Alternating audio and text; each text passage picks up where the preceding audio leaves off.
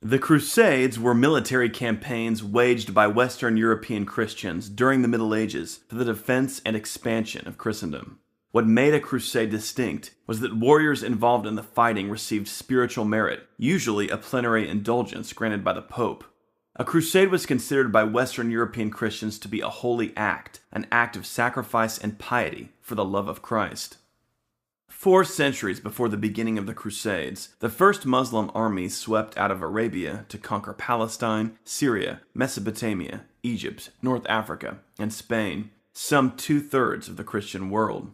Between the 7th and 11th centuries, Christians fought wars against Muslims to prevent them from making further conquests into Christian territory, or to reconquer what had already been captured. In Spain, Christian kingdoms waged wars to recapture their homeland from the Arabs, while the Byzantine Empire in the east was engaged in centuries of war with the Muslims for control of Anatolia and other regions. In the 11th century, the Seljuk Turks, recent converts to Islam, swept through Syria and Palestine. In 1071, they defeated the Byzantines at the Battle of Manzikert, conquering almost all of Anatolia.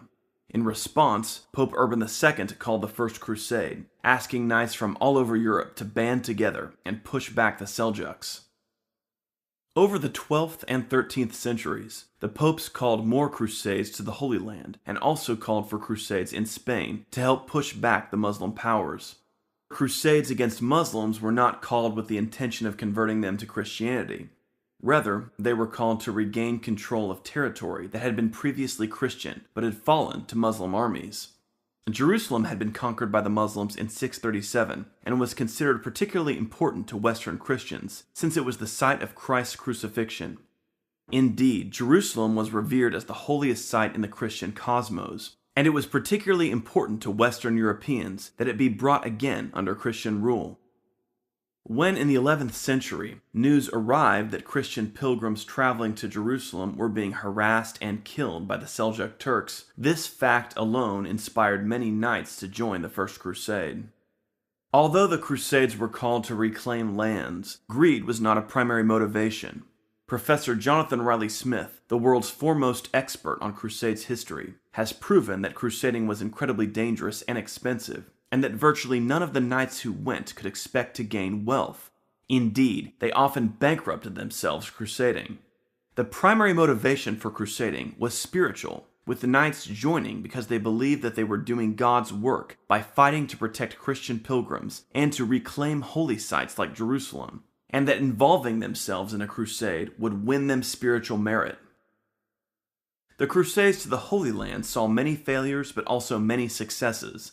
The First Crusade and the Third Crusade, for example, were both very successful, though ultimately later, at the close of the 13th century, the last Crusader holdings in Syria and Palestine would be captured by the Muslim Mamluk Empire.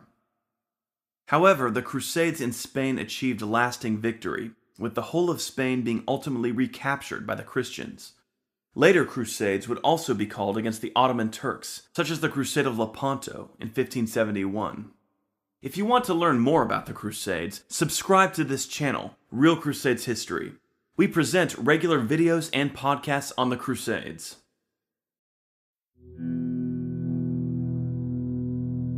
Thanks for watching. My new book, Why Does the Heathen Rage?, a novel of the Crusades set during the reign of King Baldwin II of Jerusalem, is now available in paperback and Kindle on Amazon. Please click on the link in the About box of this video to get your copy. Also, if you would like to support Real Crusades history by offering a donation, you will find a PayPal donate link in the About box of this video. Thank you.